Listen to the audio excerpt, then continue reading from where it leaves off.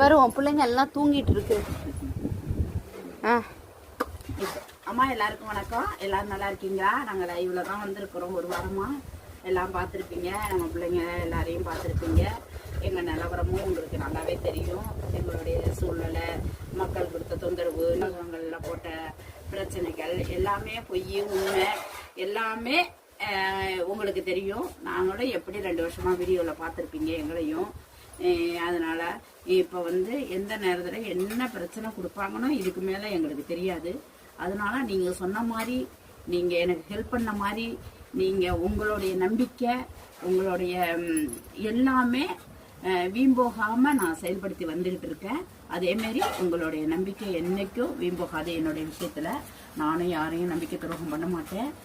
அதனால எனக்கு இந்த பிள்ளைங்களை நாங்கள் இந்த ஆடி பிறக்க போகுது நாளைக்கு 1ஆம் தேதி. மக்களும் இந்த ஊடகங்களும் கொடுக்கல. இன்னும் எவ்வளோ டார்ச்சர் கொடுக்குமோ தெரியல. அதனால என்ன பிரச்சனை வரும்னு தெரியல. இவங்களாலதான் நாங்க உயிரோட இருக்கோம். ஸோ அதனால இவங்க உயிரை நம்ம காப்பாற்றணும். ஆமா, கண்டிப்பா. என்னைக்கு என் வீட்டுல என் செல்ல பிள்ளை ஒண்ணு வந்துச்சோ அன்னையிலேருந்து எங்க உயிரை காப்பாற்றப்பட்டது. இந்த உயிரை தான் எந்த உயிரை காப்பாத்துச்சு. இந்த உயிர்களை எங்க 3 பேரும் இல்லைன்னா நாங்க எப்பயோ நாங்களாம் எப்பயோ போயிருப்போம். அப்படிங்கிற அடிப்படையில இப்ப அது உயிரை நான் காப்பாத்தி ஆகணும். ஒரு துளி கூட மிஸ் பண்ண முடியாது. என்னால மிஸ் பண்ணாலும் நான் அந்த உலகத்துல இருக்கவும் மாட்டோம். அதனால நாங்க பத்திரமா அந்த பிள்ளைங்களை ஷிஃப்ட் மாத்தி கொண்டு போய் நம்ம அதுவும் வீட்டுல கொண்டு போய் நான் சேஃப்டி பண்ணிடுறேன். சொன்ன மாதிரி என்னைக்குமே நான் சொன்ன மாதிரி தான் இருப்பேன். கஷ்டப்படுவேன், வேதனைப்படுவேன், ஆனால் கரெக்டாக ஃபாலோ பண்ணி போயிடுவேன். நல்ல பாதையை நோக்கி நான் போயிடுவேன். அதுமாரி இந்த செல்ல பிள்ளைங்கள நான் பாதையை நோக்கி கொண்டு போய் அது வீட்டில் நான் செலுத்த போகிறேன்.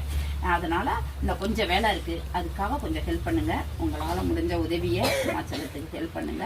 எவ்வளவு சீக்கிரம் நம்ம போறோமோ அவ்வளவு சீக்கிரம் இவங்களுக்கு நல்லது. நீங்க செய்யற உதவியில தான் நான் சீக்கிரம் அந்த ஷிஃப்ட் மாற்றி நான் போக முடியும். நீங்க எனக்கு ஹெல்ப் பண்ணுங்க.